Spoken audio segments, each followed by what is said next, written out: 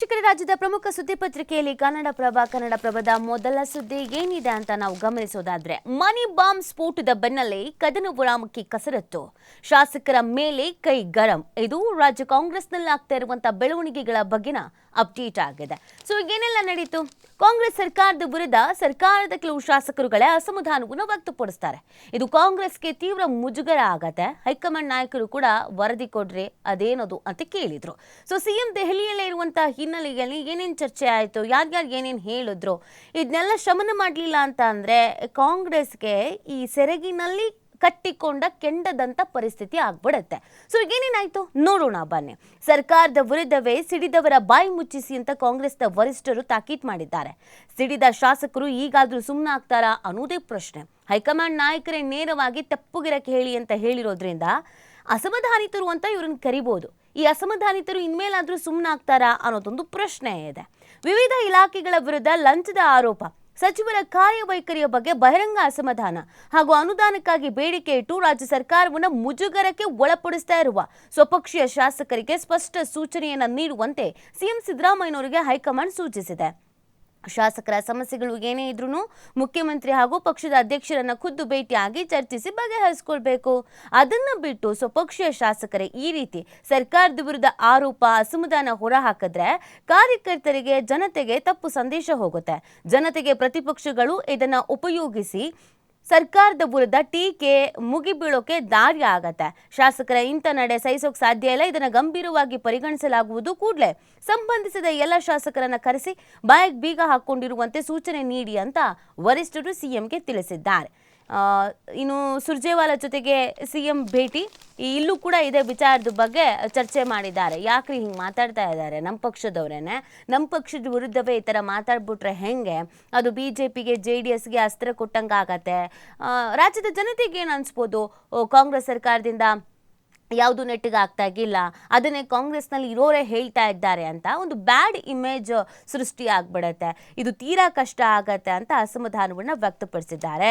ಇನ್ನೊಂದು ಕಡೆಯಲ್ಲಿ ಬುದ್ಧಿ ಹೇಳೋದಕ್ಕೆ 13ನೇ ತಾರೀಕಿಗೆ ಜುಲೈ 13ಕ್ಕೆ ಸುರ್ಜೇವಾಲಾ ಅವರು ರಾಜ್ಯಕ್ಕೆ ಬರ್ತಾ ಇದ್ದಾರಂತೆ. ಸರ್ಕಾರದ ವಿರುದ್ಧ ಸ್ವಪಕ್ಷೀಯ ಶಾಸಕರೇ ಅಸಮಾಧಾನ ವ್ಯಕ್ತಪಡಿಸಿರುವಂಥ ಹಿನ್ನೆಲೆಯಲ್ಲಿ ಅವ್ರಿಗೆ ಬುದ್ಧಿ ಹೇಳಬೇಕು ಅಂತ ಖುದ್ದಾಗಿ ಜುಲೈ 13ಕ್ಕೆ ರಾಜ್ಯ ಕಾಂಗ್ರೆಸ್ನ ಉಸ್ತುವಾರಿ ರಣದೀಪ್ ಸಿಂಗ್ ಸುರ್ಜೇವಾಲಾ ಅವರೇ ಭೇಟಿಯನ್ನು ನೀಡುವಂಥ ಸಾಧ್ಯತೆ ಇದೆ. ಮುಖ್ಯಮಂತ್ರಿ ಅವರ ಭೇಟಿ ಸಂದರ್ಭದಲ್ಲೇ ಸುರ್ಜೇವಾಲಾ ಅವರು ಈ ಮಾಹಿತಿಯನ್ನು ನೀಡಿದ್ದಾರೆ ಅಂತ ಹೇಳಲಾಗ್ತಾ ಇದೆ. ತಮ್ಮ ಭೇಟಿಯ ವೇಳೆ ಅಸಮಾಧಾನಿತ ಶಾಸಕರನ್ನ ಕರೆಸಿ ಮಾತನಾಡುವಂಥ ಭರವಸೆಯನ್ನು ಕೂಡ ನೀಡಿದ್ದಾರಂತೆ. ಇನ್ನು ರಾಹುಲ್ ವಿದೇಶ ಪ್ರವಾಸದ ಬಳಿಕ ಪರಿಷತ್ನ ನೇಮಕ ಅನ್ನೋದನ್ನು ಕೂಡ ಹೇಳಲಾಗ್ತಾ ಇದೆ. ವಿಧಾನ ಪರಿಷತ್ ನಾಮಕರಣಕ್ಕೆ ಈಗಾಗಲೇ ಶಿಫಾರಸು ಮಾಡಲಾಗಿರುವ 4 ಹೆಸರುಗಳನ್ನೇ ಅಂತಿಮಗೊಳಿಸುವಂತೆ ಮುಖ್ಯಮಂತ್ರಿ ಸಿದ್ದರಾಮಯ್ಯನವರು ಹೈಕಮಾಂಡ್ಗೆ ಮಂಗಳವಾರ ಕೋರಿದ್ದಾರೆ. ವಿದೇಶ ಪ್ರವಾಸದಲ್ಲಿರುವಂತಹ ರಾಹುಲ್ ಗಾಂಧಿ ಹಿಂತಿರುಗಿದ ನಂತರ ಈ ಬಗ್ಗೆ ತೀರ್ಮಾನಿಸಲಾಗುತ್ತೆ ಅಂತ ರಾಜ್ಯ ಕಾಂಗ್ರೆಸ್ ಉಸ್ತುವಾರಿ ರಣದೀಪ್ ಸಿಂಗ್ ಸುರ್ಜೇವಾಲಾ ಅವರು ಹೇಳಿದ್ದಾರೆ. ಸಾಕಷ್ಟು ಬೇಡಿಕೆಗಳು ಮತ್ತೆ ವಿವಿಧ ವಿಚಾರಗಳ ಬಗ್ಗೆ ಚರ್ಚೆಯನ್ನ ಮಾಡಬೇಕು ಅಂತಾನೆ ಸಿಎಂ ದೆಹಲಿಗೆ ತೆರಳಿದ್ದು, ಅದರಲ್ಲಿ ರಾಹುಲ್ ಗಾಂಧಿ ಅವರು ಇಲ್ಲಿಲ್ಲ, ವಿದೇಶ ಪ್ರವಾಸದಲ್ಲಿ ಇದ್ದಾರೆ. ಹಾಗಾಗಿ ಅವ್ರು ಬಂದ ಮೇಲೆ ಒಂದು ಫೈನಲ್ ಆಗಿ ತಿಳಿಸಿ ಹೇಳ್ತೀವಿ ಅಂತ ಹೇಳಿದ್ದಾರೆ. ಈ ಎಲ್ಲ ಬೆಳವಣಿಗೆಗಳ ಮಧ್ಯದಲ್ಲಿ ಈಗ ಅಸಮಾಧಾನಿತರಿಗೆ ಬುದ್ಧಿ ಹೇಳ್ರಿ, ಬಾಯಿಗೆ ಬೀಗ ಹಾಕ್ರಿ, ನಾನೇ ಬರ್ತೀನಿ ಮಾತಾಡೋಕ್ಕೆ ಅಂತ ರಾಜ್ಯ ಉಸ್ತುವಾರಿ ಇದೆಲ್ಲ ಹೇಳ್ತಾ ಇದ್ದ ಹಾಗೇನೆ ಇನ್ಮೇಲಾದರೂ ಸೈಲೆಂಟಾಗಿ ಇರ್ತಾರಾ ಶಾಸಕರುಗಳು ಅಂತಂದರೆ ಇಲ್ಲ. ಕಾಗೆ ಅವರು ಮತ್ತೊಂದು ಕಿಡಿ ಹೊತ್ತಿಸಿದ್ದಾರೆ. ರಾಜು ಕಾಗೆ ಅವರು ಏನು ಕಿಡಿ ಹೊತ್ತಿಸಿದ್ದಾರೆ ಅಂತ ನೋಡೋದಾದ್ರೆ, ಮಂತ್ರಿಗಳು ಶಾಸಕರ ಕೈಗೆ ಸಿಗ್ತಾ ಇಲ್ಲ ಅಂತ ಒಂದು ಗಂಭೀರವಾದಂಥ ಆರೋಪ ಮಾಡ್ತಾ ಇರೋದು. ಮಂತ್ರಿಗಳು ಅವರದೇ ಪಕ್ಷದ ಶಾಸಕರ ಕೈಗೆ ಸಿಗ್ತಾ ಇಲ್ಲ ಅಂತ ಅಂದರೆ ಇನ್ನು ಜನರು ಕೈಗೆ ಸಿಗ್ತಾರಾ? ಜನರು ಸಮಸ್ಯೆ ಕೇಳ್ತಾರಾ? ಜನರು ಸಮಸ್ಯೆಯನ್ನು ಬಗೆಹರಿಸ್ತಾರಾ? ಪ್ರಶ್ನೆ ಅಲ್ವಾ? ಸೊ ಏನು ಹೇಳಿದ್ದಾರೆ ಅಂತಂದರೆ, ಸಚಿವರ ಬಗ್ಗೆ ಹಿಂದೆ ಕಾಂಗ್ರೆಸ್ ಶಾಸಕಾಂಗ ಸಭೆಯಲ್ಲೇ ನಾನು ಹೇಳಿದ್ದೆ, ಸ್ವಪಕ್ಷ ಶಾಸಕರ ಜೊತೆಗೆ ಮಾತನಾಡೋ ಸೌಜನ್ಯ ಕೂಡ ಅವ್ರಿಗಿಲ್ಲ, ಹೀಗಾಗಿ ರಾಜೀನಾಮೆ ಮಾತು ಆಡಿದ್ದೆ ಅಂತ ಶಾಸಕರು ಹೇಳ್ತಾ ಇದ್ದಾರೆ.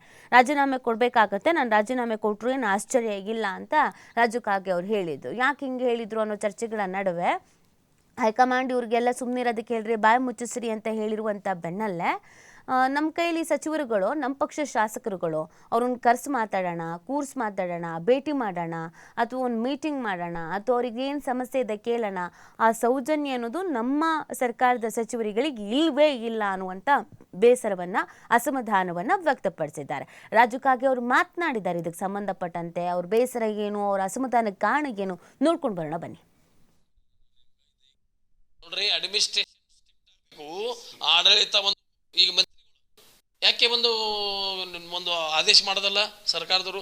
ಈ ದಿವಸ ಎಲ್ಲ ಮಂತ್ರಿಗಳು ವಿಧಾನಸೌಧದಲ್ಲಿ 10:30 5:30 ಮಟ್ಟಿಗೆ ಸಿಗ್ತಾರೆ ಅಂತೇಳಿ ಯಾಕೆ ಮಾಡೋದಲ್ಲ? ಮಂತ್ರಿಗಳು ಮನೆಗೆ ಹೋದ್ರೆ ಇರಲ್ಲ. ಮಂತ್ರಿಗಳು ನಾವು 800 ಕಿಲೋಮೀಟರ್ ಆತೈತಿ ನನ್ನ ಮತಕ್ಷೇತ್ರದಿಂದ ನಾವು ಬರಬೇಕಾದ್ರೆ. ಇಲ್ಲಿ ಬಂದರು ಯಾರೂ ಮಂತ್ರಿಗಳು ಸಿಗಲ್ದ್ರೆ ನಾನು ಹಂಗೆ ಹೋಗ್ಬಿಡೋದು. ಆಮೇಲೆ ಆ ಮಂತ್ರಿಗಳು ವೇಟ್ ಮಾಡ್ಕೊತ ನಾ ಇಲ್ಲಿ 8 ದಿವಸ ಇಲ್ಲಿ ನಾನು ನಿನ್ನೆ ಮಾತಾಡಿದ್ದು ಯಾರ ಮೇಲೆ ಆರೋಪ ಮಾಡಿಲ್ಲ. ಮುಖ್ಯಮಂತ್ರಿಗಳು ಆರೋಪ ಮಾಡಿಲ್ಲ, ಯಾರು ಮಂತ್ರಿಗಳ ಮೇಲೆ ಆರೋಪ ಮಾಡಿಲ್ಲ.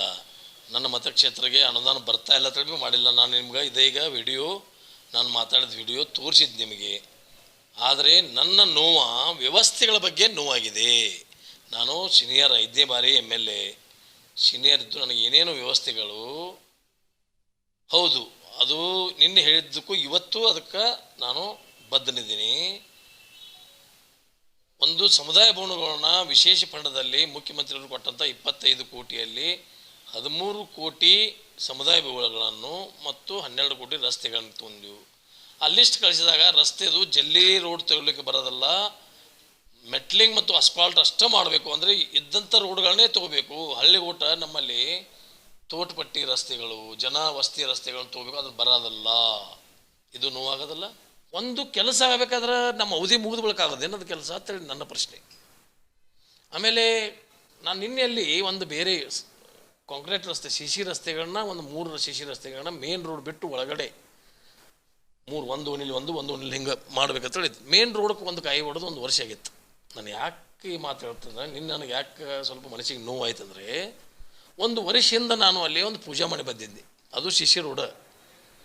ಆಮೇಲೆ ಅಲ್ಲಿ ಹೋದ್ರೊಳಗೆ ನಾನು ನೋಡ್ತೀನಿ ಈ ರೋಡ್ ಆಗಿಲ್ಲ, ಯಾಕಪ್ಪ ಈ ರೋಡ್